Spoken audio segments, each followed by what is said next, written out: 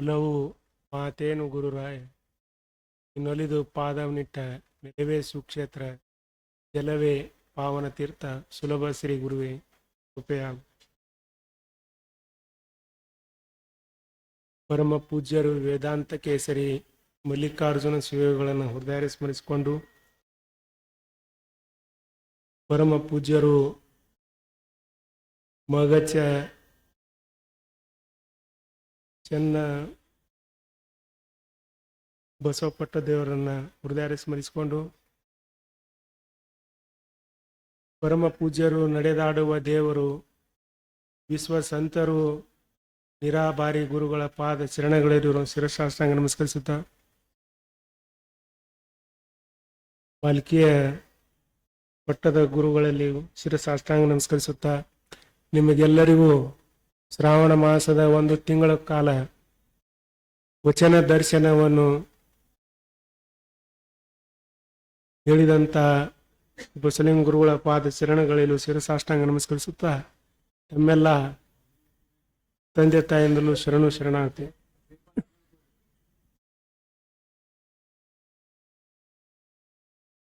ಗುರುವಿಗೆ ವಂದನೆ ಮೊದಲು ನಂತರ ಗಣಪತಿಗೆ, ಗುರುವಿಗೆ ವಂದನೆ ಮೊದಲು ನಂತರ ಗಣಪತಿಗೆ, ಬಳಿಕ ದೇವಿ ಶ್ರೀ ಶಾರದೆಗೆ.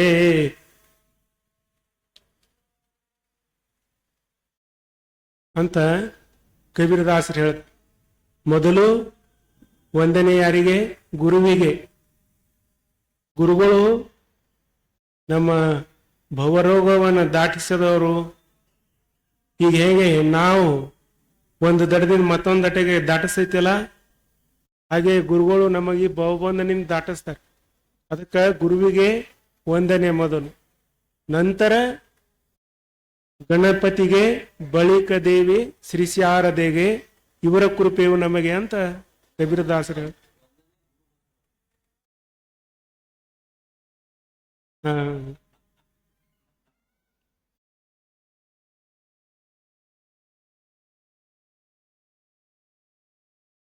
ಇಲ್ಲಿ ಮೊದಲು ಏನೂ ಇರ್ಲಿಲ್ರಿ.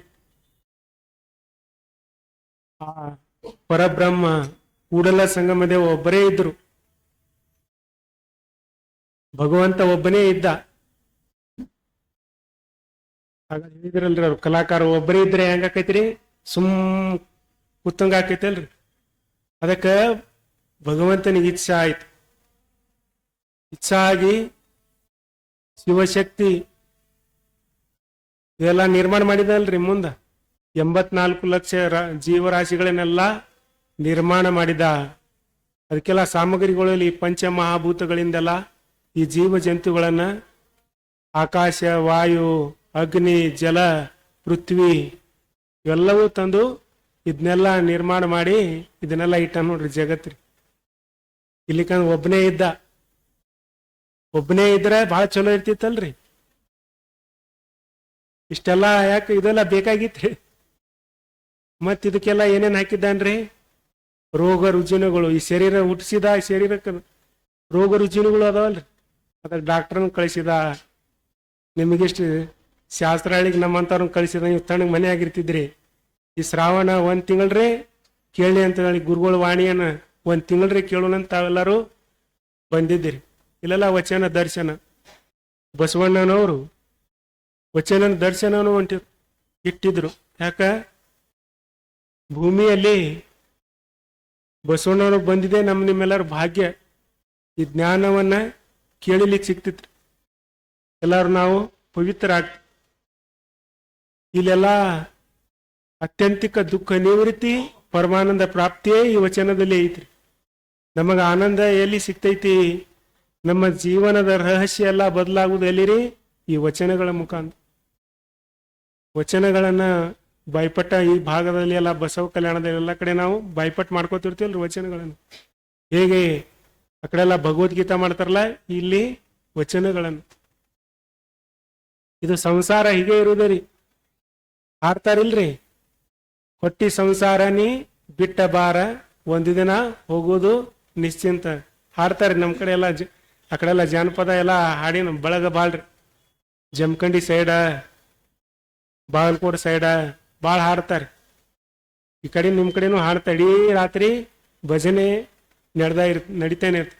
ಯಾಕಂದ್ರೆ ಸಂಸಾರ ಅನ್ನೋದೇ ಹಂಗೆ ಇರ್ತೈತ್ರಿ. ಅದು ತಾವೆಲ್ಲರೂ ಒಂದು ತಾಸ ಅದನ್ನು ಬಿಟ್ಟು ಬಂದಿರಿ. ಇದು ಸಂತೋಷ ಕೊಡ್ತೈತ್ರಿ. ಇದರಲ್ಲಿ ಎಲ್ಲವೂ ಬಂದು ಹೋಗ್ತೈತ್ರಿ. ವಚನಗಳು, ಬಸವಣ್ಣವ್ರ ವಚನಗಳು ನೋಡ್ರಿ ಹೆಂಗೆ. ಒಂದು ವಚನ ಇಷ್ಟ ಕಲ್ತರ ಸಾಕು. ಎಷ್ಟು ವಚನಗಳನ್ನು ಬರೆದು ನಮಗೆಲ್ಲ ಹೇಳಿದ್ರು. ಎಲ್ಲಕ್ಕಿಂತಲೂ ಎಲ್ಲ ಜ್ಞಾನ, ಏನು 63 ಜ್ಞಾನ ವ್ಯವಹಾರ ಜ್ಞಾನಗಳು ಎಲ್ಲಕ್ಕಿಂತಲೂ ಶ್ರೇಷ್ಠ ಈ ವಚನ ಜ್ಞಾನ. ನಮಗ ಮುಕ್ತಿಯ ಮಾರ್ಗಕ್ಕೆ ಒಯ್ಯೋದು, ನಮ್ಮ ಭವಬಂಧನವನ್ನು ದಾಟಿಸೋದು ಇದು ವಚನ. ಅಂತ ವಚನಗಳನ್ನು ಬಸವಣ್ಣನವರು ಬಿತ್ತಿ ಹೋಗಿದ್ದಾರೆ. ನಾವು ಅದನ್ನು ತಗೊಂಡು ಹಿಂಗ ಗುರುಗಳ ಮುಖಾಂತರ ಉಣುದು ಅಷ್ಟೇ. ಮಡಕೆ ಮಾಡುವಡೆ ಮಣ್ಣೆ ಮೊದಲು, ತೊಡಿಗೆ ಮಾಡುವಡೆ ಹೊನ್ನೆ ಮೊದಲು, ಶಿವಪಥವರಿವಡೆ ಗುರುಪಥವೇ ಮೊದಲು, ಕೂಡಲ ಸಂಗಮ ದೇವರ ಅರಿವಡೆ ಶರಣರ ಸಂಘವೇ ಮೊದಲು ಅಂತ. ಕುಂಬಾರ ಮಡಿಕೆ ಮಾಡ್ತಾನ. ಮಡಿಕೆ ಮಾಡ್ಬೇಕಾದ್ರೆ ಮೂಲ ಮಣ್ಣು ಬೇಕಿಲ್ರಿ. ಮಣ್ಣಿದ್ದಾಗ ಅವು ಗಡಿಗೆಲ್ಲ ಬೇರೆ ಬೇರೆ ಗಡಿಗೆಗಳೆಲ್ಲ ತಯಾರಾಗ್ತಾವ್ರಿ. ಅದೇ ರೀತಿ ಬಂಗಾರ ಬೇಕಾದ್ರೆ ಹೆಣ್ಮಕ್ಳಿಗೆ ಬಂಗಾರ ಅಂತ ಭಾಳ ಪ್ರೀತಿ ರೀ. ಬಂಗಾರ ಸೀರೆ ನೀವೇನ್ ತಪ್ಪು ತಿಳ್ಕೊಬೇಡ್ರಿ, ಸಹಜ ಹೇಳಕತ್ತೇನ್ರಿ. ಮತ್ ಸಿಟ್ಟಿ ಬಂದಿರಿ. ಸ್ವಲ್ಪ ಒಂದೊಂದು ನೋಡು ಹಾಸ್ಯನೂ ಬೇಕಲ್ರಿ. ಹೆಂಗೆ ಏನೋ ಇಬ್ರು ಗೆಳತಿಯರು ಪಂಡ್ರಾಪುರಕ್ಕೆ ಹೋಗಿದ್ದತ್ರಿ. ಪಂಡ್ರಾಪುರಕ್ಕೆ ಹೋಗಿದ್ರು. ಒಬ್ರು ಅಮೆರಿಕಾದವರು, ಒಬ್ರು ಹಿಂಗ ಬಿಜಾಪುರದವರು, ಬಾಲ್ಕಿ ಅಂತವ್ರು, ಒಬ್ರು ಅಮ್ಮವ್ರು. ಇಬ್ರು ಕೂಡಿ ಹೋಗ್ಯಾರ. ಇವ್ರಿಗೆ ಕನ್ನಡ ಬರ್ತಿದ್ದಿಲ್ಲ. ಇಂಗ್ಲೀಷ್ ಆ ಕಡೆ ಎಲ್ಲ ಫ್ರಾನ್ಸ್ ಇಂಗ್ಲೀಷ್ ಮಾತಾಡ್ತಿರ್ಲ. ಪಂಡ್ರಾಪುರ ನೋಡಿದ್ರಂತ. ಯೂಟ್ಯೂಬನ್ ನೋಡಿ ಇವೆಲ್ಲ ನೋಡ್ಬೇಕಲ್ಲ, ಸಹಜ ಇರ್ಬೇಕಲ್ಲ. ಏನಂದಾಳು, ವಂಡರ್ಫುಲ್. ಅವರು ಏನಂದಾರ, ವಂಡರ್ಫುಲ್ ಅಂದಾರ. ಇವ್ರು ನಮ್ಮವರು ವಂಡರ್ಫುಲ್ ಅಲ್ಲ ಪಂಡ್ರಾಪುರ ಅಂತ ಅಂದಾರ ಇವರು. ಹಿಂಗ ಹಾಸ್ಯ ಇರ್ತಾರ. ಒಮ್ಮೆ ನಂಬಲ್ಲಿ ಒಬ್ರು ಇವ್ರು ನಿಮ್ಮ ಸಂಗೀತಗಾರ ಅದಾರಲ್ಲ, ಹಂಗ ಒಬ್ರು ನಂಬಲ್ಲಿ ಪ್ರಶಾಂತ್ ಚೌಧರಿ ಅಂತ ಅದಾರ್ರಿ. ಭಾರಿ ನಿಮಗ ಒಂದ್ ತಾಸು ಬಂದ್ರೆ ಹಾಸ್ಯ ನಗಸೇ ಬಿಡ್ತಾರೆ. ಅಷ್ಟು ಚಲೋ ಹೇಳ್ತಾರೆ. ಏನೋ ಒಂದು ಜೂಲಿ ನಾಯಿ ತಂದಿದ್ರತ್ರಿ ಮನ್ಯಾಗ. ಜೂಲಿ ನಾಯಿ ತಂದು ಅದಕ್ಕ ನಾಯಿಗಿ ಒಳಗೆಲ್ಲ ಹಾರ ಹಾಕಿ ಗುಲಾಲೆಲ್ಲ ಉಗ್ಗಿ ನಾಯಿಗೆ ಮುಂದ ನಡ್ಸಿರಂತ ಹಿಂದೆಲ್ಲ ಪಾಳಿ ಇತ್ತತ್ರಿ. ಒಬ್ರು ಕೇಳಿದ್ರತ್ರಿ, ಯಾಕ್ರಿ ನಾಯಿಗೆ ಏನೇನು ಯಾಕೆ ಹಿಂಗೆ ಗುಲಾಲ್ ಬಗ್ಗೆ ಎಲ್ಲಾರು ಯಾಕೆ ಹೊಂಟಾರ, ಏನು ಇಲ್ಲಲ್ಲ, ಮುಂದ ಶವ ಇಲ್ಲ ಏನಿಲ್ಲ, ಯಾಕೆ ಹೊಂಟಿದಾರ ಅಂತ ಅಂದ್ರತ್. ಇಲ್ಲ,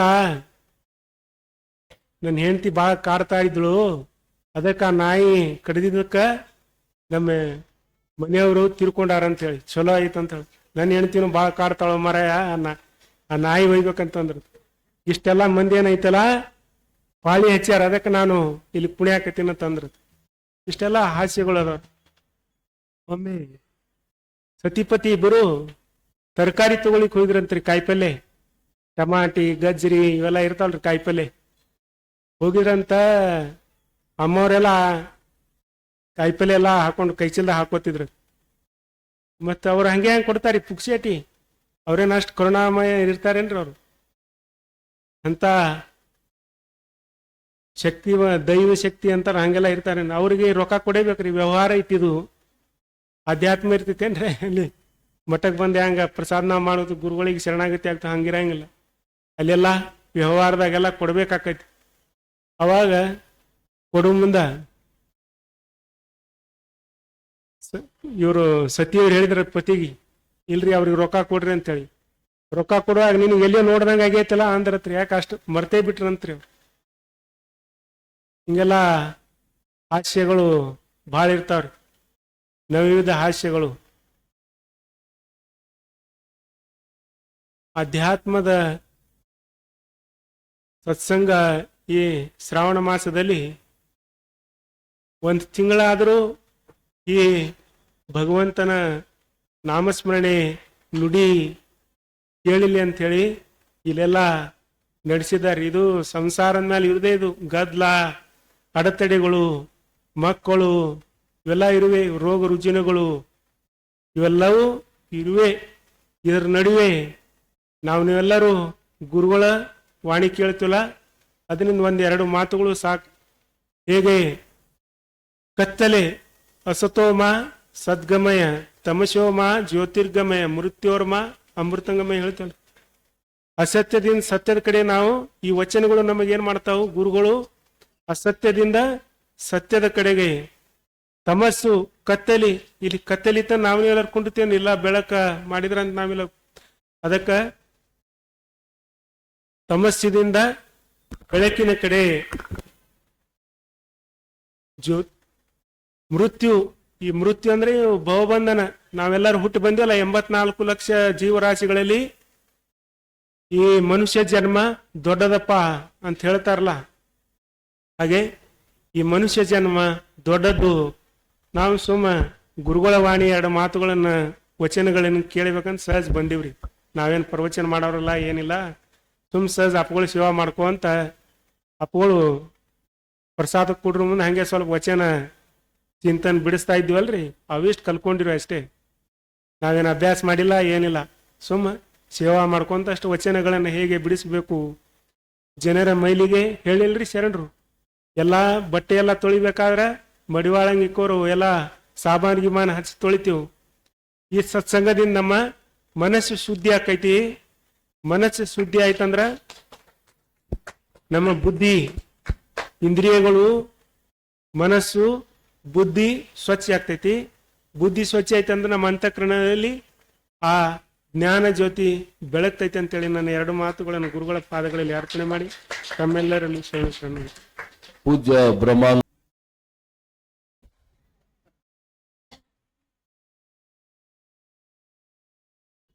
ಓಂ ಶ್ರೀ ಗುರು ಬಸವಲಿಂಗಾಯ ನಮಃ. ಧರ್ಮಗುರು ಬಸವ ತಂದೆಯ ಪಾದಕ್ಕೆ ವಂದಿಸಿ ಸದ್ಗುರುಗಳನ್ನ ಸ್ಮರಿಸಿಕೊಂಡು ಪೂಜ್ಯರಾದ ಬ್ರಹ್ಮಾನಂದ ಸ್ವಾಮೀಜಿಯವರಿಗೂ ಬಸವಲಿಂಗ ಗುರುಗಳವರಿಗೂ ತಮ್ಮೆಲ್ಲರಿಗೂ ಶರಣು ಶರಣಾರ್ಥಿ. ಇವತ್ತಿನ ವಿಷಯ ನಮ್ಮನ್ನ ನಾವು ತಿಳ್ಕೊಂಬೋದು, ತನ್ನ ತಾನು ಅರಿತುಕೊಳ್ಳೋದು. ಅದರ ಮೇಲೆ ಗುರುಗಳು ಬಹಳ ಚಂದಾಗಿ ಹೇಳಿದ್ರು. ಅದರ ಮೇಲೆ ಮತ್ತೆ ಇಷ್ಟೊತ್ತ ನಮ್ಮ ನವಲಿಂಗನು ಹಾಸ್ಯದ ರೀತಿಯಲ್ಲಿ ಅವನ ಹಾಸ್ಯದಲ್ಲಿನೂ ಒಂದು ನೀತಿ ಪಾಠ ಇರ್ತದೆ. ಇದು ಬಹಳ ಮಹತ್ವ. ಹಾಸ್ಯ ಎಲ್ಲರೂ ಮಾಡ್ತಾರ, ಆದ್ರೆ ಆ ಹಾಸ್ಯ ಒಂದು ಸಂದೇಶ ಕೊಡ್ತಾ ಇರಬೇಕು, ಅದು ನಿಜವಾದ ಹಾಸ್ಯ ಆಗ್ತದ. ಹಂಗಂಥ ಒಂದು ಕಲೆ ಎಲ್ಲಿ ಟ್ರೈನಿಂಗ್ ತಗೊಂಡಿಲ್ಲ, ಎಲ್ಲಿ ಹಾಸ್ಯ ಇದಕ್ಕೆ ಹೋಗಿ ಕಲ್ತಿಲ್ಲ, ಎಲ್ಲಿ ಇಲ್ಲ, ಸಹಜವಾಗಿ ಅದು ತಂತಾನೆ ಕರಗತಾಗಿದ್ದು ಅದು ಚನ್ನಬಸವ ಪಟ್ಟದೇವ್ರ ಕೃಪೆ.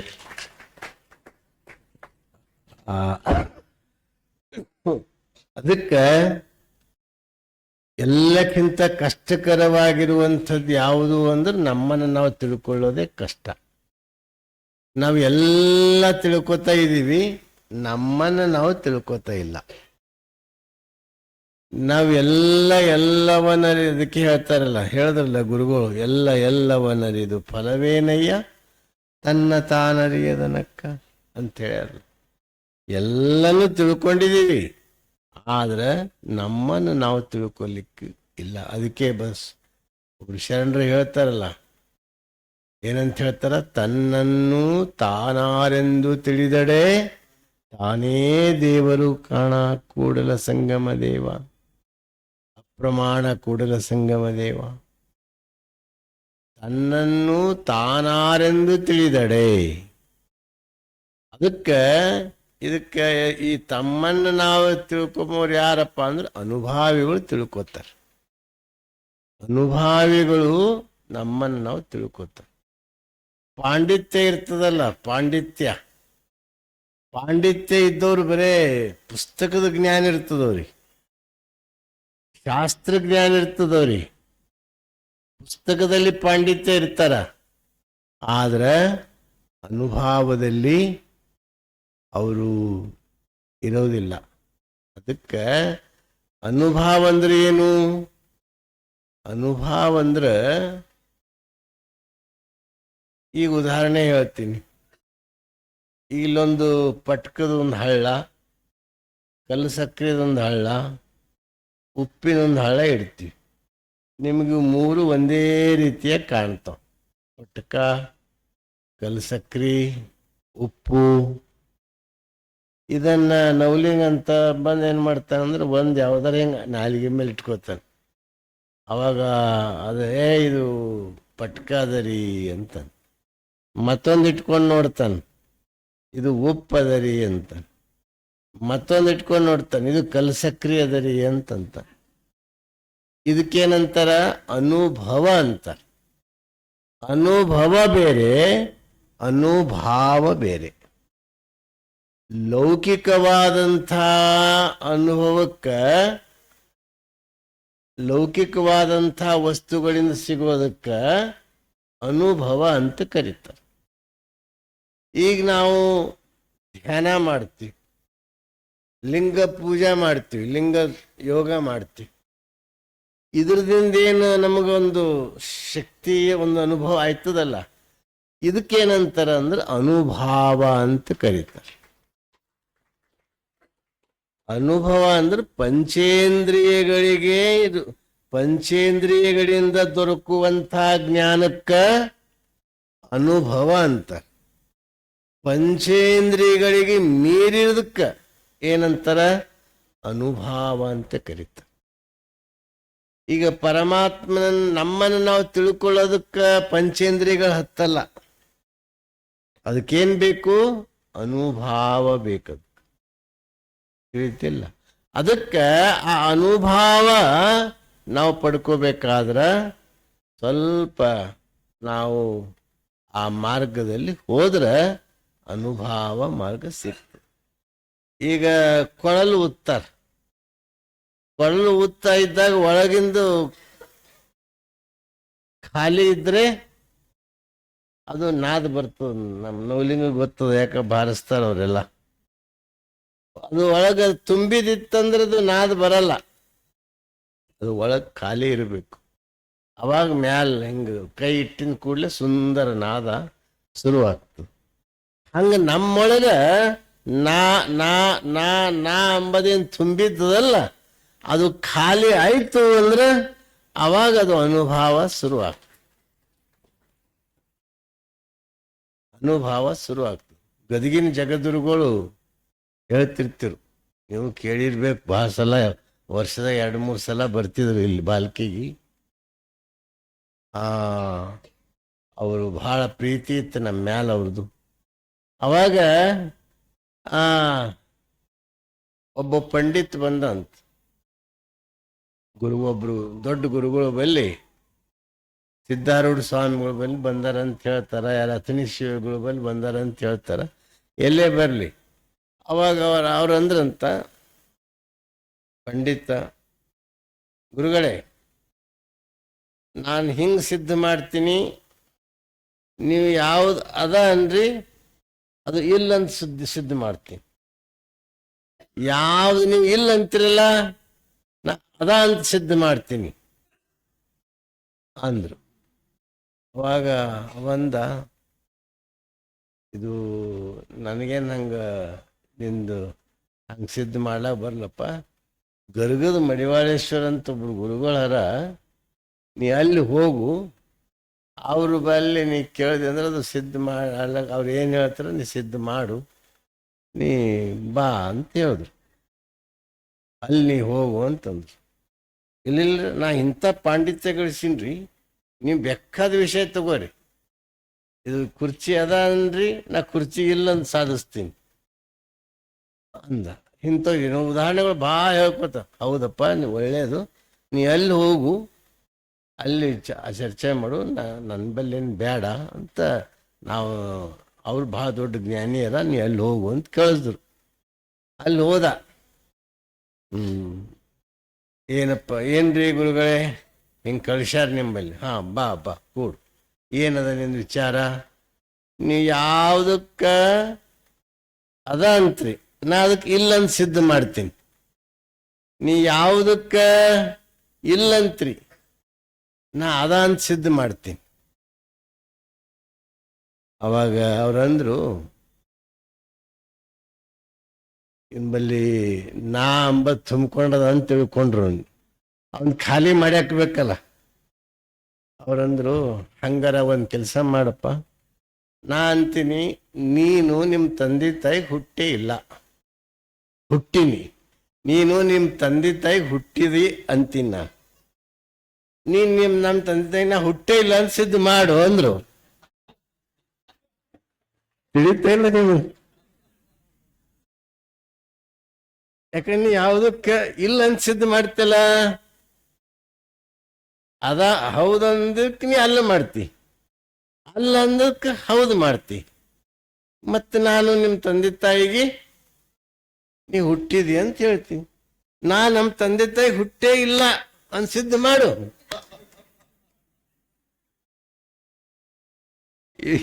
ಇದ್ರ ಡೆಪ್ ತಿಳಿತಲ್ಲ ನಿಮ್ಮ? ಅವನ್ ಬಲ್ಲಿಂದು ಒಳಗೆ ನಾ ಅಂಬದ ಅಹಂ ತುಂಬಿತ್ತಲ್ಲ, ಏಕದಮ್ ಖಾಲಿ ಆಗೋಯ್ತು. ಸಾಷ್ಟಾಂಗ ಹಾಕದ, ಗುರುವೇ ನನ್ನ ಕಣ್ಣು ತೆರೆದ್ರಿ ಅಂತ ಸಾಷ್ಟಾಂಗ ಹಾಕ್ಬಿಟ್ಟವ. ಸಾಷ್ಟಾಂಗ ಹಾಕ್ಬಿಟ್ಟ. ಹಂಗ ನಮ್ಮ ಜೀವನದೊಳಗ ನಮ್ಮನ್ನು ನಾವು ತಿಳ್ಕೊಳ್ಳೋದೇ ಬಹಳ ಮಹತ್ವ ಅದ. ಅದಕ್ಕೆ ಬಸವಣ್ಣವ್ರು ಹೇಳ್ತಾರೆ, ಸಮಯ ಆಯ್ತು, ಒಂದು ಮಾತು ಹೇಳಿ ಮುಗಿಸ್ತೀನಿ. ಶ್ವಾನ ಜ್ಞಾನ, ಗಜಜ್ಞಾನ, ಕುಕ್ಕುಟ ಜ್ಞಾನವೆಂಬ ಜ್ಞಾನತ್ರಯಗಳು ಏನಾದವೋ ಕೂಡಲ ಸಂಗಮ ದೇವ ನಿಮ್ಮ ನರಿಯದ ಜ್ಞಾನವೆಲ್ಲ ಅಜ್ಞಾನ ಅಂತ ಹೇಳ್ತಾರೆ. ನಾವು ಎಲ್ಲ ಜ್ಞಾನ. ಈಗ ನವಲಿಂಗ್ ಬೆಕ್ ಹೆಂಗ್ ಯಾವ ಅಂತ ಅದು ಅದೊಂದು ಬೆಕ್ಕಿನ ಜ್ಞಾನನೇ. ಶ್ವಾನ ಜ್ಞಾನ, ಶ್ವಾನ ಅಂದ್ರೆ ನಾಯಿ ಜ್ಞಾನ. ಇಂಥ ಜ್ಞಾನಗಳೆಲ್ಲ ಸಾಕಷ್ಟು ಪಡ್ಕೊಂಡವ್ರು ಸಿಗ್ತಾರ. ಆದ್ರೆ ಹೇಳ್ತಾರ, ಕೂಡಲ ಸಂಗಮ ದೇವ ಯಾರು ನಿಜವಾದ ಜ್ಞಾನ, ಯಾರು ನಿಜವಾದ ಜ್ಞಾನಿಗಳು, ಯಾರು ನಿನ್ನನ್ನು ತಿಳ್ಕೊಂಡರಲ್ಲ, ತಮ್ಮನ್ನ ತಾವು ಅರ್ಥಕೊಂಡರಲ್ಲ, ಅವ್ರು ಅರ್ಥಕೊಂಡ್ರೆ ಅವ್ರ ಜ್ಞಾನಿಗಳು. ಇಲ್ಲದ್ರೆ ಉಳಿದದ್ದೆಲ್ಲ ಅಜ್ಞಾನ ಅಂತ ಹೇಳ್ಬಿಡ್ತಾರ. ಒಂದೇ ವಾಕ್ಯ, ಉಳಿದದ್ದೆಲ್ಲ ಅಜ್ಞಾನ. ಅಂಥ ಅಜ್ಞಾನದ ಇದ್ರಲ್ಲಿ ನಾವು ತೊಳ್ಳಾಡಲಾರ್ದನೆ, ನಾ ಎಂಬ ಅಹಂ ಪಾಂಡಿತ್ಯಕ್ಕೆ ಅಹಂ ಬರಲಾರ್ದನೆ ನಾವು ಶರಣರ ಅನುಭವದತ್ತ ಮೊರೆ ಹೋಗ್ಬೇಕು. ಆ ಅನುಭಾವಿಗಳ ಕಡೆ ಮೊರೆ ಹೋದಾಗ ಅವರು ನಮಗೇನ್ ಮಾಡ್ತಾರ ಅಂದ್ರೆ, ನಮ್ಮನ್ನು ನಾವು ಅರಿತುಕೊಳ್ತಾರ, ನಮ್ಮನ್ನು ನಾವು ತಿಳಿಸ್ಕೊಡ್ತಾರ. ಅದಕ್ಕೆ ಅವಾಗ ಒಂದು ಸಲ ನಮ್ಮನ್ನು ನಾವು ತಿಳಿತು ಅಂದ್ರೆ ಯಾರು ಬೈದ್ರು ನಮಗೆ ಹತ್ತಂಗಿಲ್ಲ, ಯಾರಂದ್ರೂ ನಮಗೆ ನೋವಾಗಂಗಿಲ್ಲ, ಯಾರು ಹೊಗಳಿದ್ರು ನವಲಿಂಗ್ ಹೊಗಳ್ತಾನೆ ಭಾಳ. ಹೊಗಳಿ ತೆಗಳಿ ಎರಡೂ ಅದು ಶಿವನ ಪ್ರಸಾದ ಅಂತ ತಿಳ್ಕೊತ. ಅದರಲ್ಲಿ ಏನು ದುಃಖ ಅನ್ನೋದೇ ಇರಲ್ಲ. ಅಲ್ಲಿ ಸುಖ, ದುಃಖ, ನೋವು, ನಲಿವು ಎಲ್ಲಕ್ಕೂ ಮೀರಿರುವಂಥದ್ದು ಆ ಸ್ಥಿತಿ ಬರ್ತದೆ. ಅದಕ್ಕೆ ಶರಣರದಕ್ಕೆ ಏನಂತ ಕರೆದ್ರು ಅಂದ್ರೆ ಶರಣಸ್ಥಳ, ಶರಣಸ್ಥಳ ಅಂತ ಕರೆದು. ಶರಣಸ್ಥಳ ಅಂದ್ರೇನು? ತಾನು ತಿಳ್ಕೊಂಡಿದ್ದನ್ನ, ತಾನನ್ನು ತಾನು ತಿಳ್ಕೊಂಡಿರುವಂಥ ಜ್ಞಾನವನ್ನ ಇನ್ನೊಬ್ಬರಿಗೂ ನನ್ನಂಗ ತಿಳ್ಕೊಂಡವ್ರು ಮಾಡಬೇಕು ಅಂತ ಹಂಬಲಿಸಿ, ಹಳ್ಳಿಗೆ ಏಕರಾತ್ರಿ, ಪಟ್ಟಣಕ್ಕೆ ಪಂಚರಾತ್ರಿ ಅಂತೆ ಸಂಚರಿಸ್ತಾನೆ. ಅವಾಗ ಎಡರು ತೊಡರು, ಟೀಕೆ, ಟಿಪ್ಪಣೆ, ನಿಂದೆ, ಸ್ತುತಿ ಏನೆಲ್ಲ ಬಂದ್ರೂ ಅವನು ಏನು ನಿರ್ಲಿಪ್ತವಾಗಿರ್ತಾನೆ. ಶರಣನಾದ ನಿರ್ಲಿಪ್ತವಾಗಿರ್ತಾನೆ, ಸದಾ ಆನಂದವಾಗಿರ್ತಾನೆ. ನನಗೆ ಇವ್ರು ಬೇಯ್ಲತ್ತಾರಲ್ಲ ಅನ್ನೋಂಥ ಭಾವನೂ ಅವನ ಬಳಿ ಬರಂಗಿಲ್ಲ. ಅವನ ಗುರಿ ಏನಂದ್ರೆ ಎಲ್ಲರನ್ನೂ ಶಿವಸ್ವರೂಪಿಗಳಪ್ಪ, ಎಲ್ಲರ ಹತ್ತಿರ ಶಿವಸ್ವರೂಪ ಕಾಣಬೇಕು ಅಂತನ್ನುವಂಥ ಹಂಬಲ ಅವನಿಗೆ ಆಗ್ತದೆ. ಅದಕ್ಕೆ ಅಂತ ಹಂಬಲ ಅಲ್ಲಿ ಗಾಡಿಗಳು ಅವಲ್ಲ ನೋಡಿ. ಅದಕ್ಕೆ ನೀವು ಎಲ್ಲರೂ ಸಮಯ ಆಗ್ಯದ. ಅದಕ್ಕೆ ಇಷ್ಟೇ ತಿಳ್ಕೊರಿ. ಇವತ್ತಿಂದ ಗುರುಗಳ ಉಪದೇಶ ಏನು. ಮಧ್ಯದಾಗ ನಮ್ಮ ಬ್ರಹ್ಮಾನಂದ ಗುರುಗಳು ಹೇಳಿದ್ರು ನಿಮಗೆಲ್ಲ. ಅದಕ್ಕೆ ಅವರು ನಮ್ಮಲ್ಲಿ ಗುರುಗಳೇ ನಮ್ಮಲ್ಲಿ ಏನದ ಅಂದ್ರೆ ಗುರು ಲಿಂಗ ಜಂಗಮ, ಗುರುವಿ ಲಿಂಗ ಜಂಗಮ. ಈ ಗುರುಲಿಂಗ ಜಂಗಮದಲ್ಲಿನೇ ಎಲ್ಲಾ ತೀರ್ಥಗಳು, ಎಲ್ಲಾ ಕ್ಷೇತ್ರಗಳು ಎಲ್ಲರನ್ನ ಇದ್ರಾಗ ಹಿಂಬಿಟ್ಟುಕೊಂಡಾರ. ಅದಕ್ಕೆ ನಾವು ವಿಶ್ವಲಿಂಗ, ಇಷ್ಟಲಿಂಗನೇ. ಇಷ್ಟಲಿಂಗ ಅಂದ್ರೆ ಇದು ವಿಶ್ವವನ್ನೇ ನಾವು ಒಳಗಿಟ್ಕೊಂಡು ಪೂಜೆ ಮಾಡೋರು. ಎಲ್ಲನೂ ನಾವು ಲಿಂಗದಲ್ಲಿ ಕಾಣ್ತೀವಿ, ಎಲ್ಲನೂ ಲಿಂಗದಲ್ಲಿ ಇರ್ತದೆ. ಅದಕ್ಕೆ ಲಿಂಗ ಮಧ್ಯೆ ಜಗತ್ ಸರ್ವಂ ಅಂತ ಹೇಳ್ತಾರೆ. ಸಮುದ್ರಕ್ಕೆ ಹೋಗಿ ಪೂಜೆ ಮಾಡಿದೀವಂದ್ರೆ ಎಲ್ಲನೂ ಪೂಜೆ ಆಯ್ತು. ಹಂಗಿದು ಲಿಂಗ ಪೂಜೆ ಅಂದ್ರೆ ಸಮುದ್ರ ಪೂಜೆ. ಹೆಂಗೆ ನಿಮ್ಮಲ್ಲಿ ಮೊಬೈಲ್ ಇರ್ತದೆ, ಕಲ್ ತೆಗಿಲತ್ತಾರ ನೋಡಿ. ಈಟೆ ಮೊಬೈಲ್ ಅದ ಕೀಟೆ. ಇಷ್ಟು ಮಂದಿ ಎಲ್ಲ ಅದ್ರಾಗ ಅಡಗ್ಲತ್ತಾರ, ಅಡಗ್ತಾರಿಲ್ಲ. ಇಷ್ಟು ಮಂದಿ ಎಲ್ಲ ಅದ್ರಾಗ ಕೂಡ್ಲತ್ತಾರ. ಇಷ್ಟೇ ಎಲ್ಲ ಬಾಲ್ಕಿ ಸಿಟಿನೇ ಅದ್ರಾಗ ಕೂಡ್ತು. ಹಂಗ ಲಿಂಗ ತತ್ವದ ಪರಮ ಪೂಜ್ಯರು, ಬಹಳ ಅವರು ಸರಳರು. ನಾವು ಸೇವಾ ಭಾವನೆ ಉಳ್ಳವರು. ನಾವು ಯಾವಾಗಲೇ ಬಿಜಾಪುರಕ್ಕೆ, ಅದು ಸೆಂಟರ್ಕ್ಕೆ ಅದ ಬಿಜಾಪುರ. ಮುಂದೆ ಧಾರವಾಡಕ್ಕೆ ಹೋದ್ರೂ ಸೆಂಟ್ರಕ್ಕೆ ಆಯ್ತು, ಆ ಕಡೆ ಹೋದ್ರೂ ಸೆಂಟ್ರಕ್ಕೆ ಆಯ್ತು, ಈ ಕಡೆ ಹೋದ್ರೂ ಸೆಂಟ್ರಕ್ಕೆ ಆಯ್ತು. ಅದಕ್ಕೆ ನಾವು ಅಲ್ಲಿ ವಸ್ತಿ ಪೂಜಾ ಪ್ರಸಾದಕ್ಕೆ ಹೋದಾಗ ನಮ್ದೆಲ್ಲ ಭಕ್ತಿ ಶ್ರದ್ಧೆಯಿಂದ ಸೇವೆ ಮಾಡೋರೆ ಬ್ರಹ್ಮಾನಂದ ಗುರುಗಳು. ಭಾಳ ಸಾತ್ವಿಕರು, ಭಾಳ ಒಳ್ಳೆಯವರು. ಅದಕ್ಕೆ ಅವ್ರಿಗೆ ಒಂದು ಮಾಲೆ ಹಾಕಿ ಅವ್ರಿಗೆ ಗೌರವಿಸ್ತೀವಿ. ಪೂಜ್ಯ ಜ್ಞಾನೋಗಾಶ್ರಮದ ಚಾಲಕ ಅಪ್ಪರ ಬ್ರಹ್ಮಾನಂದ ಮಹಾಸ್ವಾಮಿಗಳಿಗೆ ಪರಮ ಪೂಜ್ಯ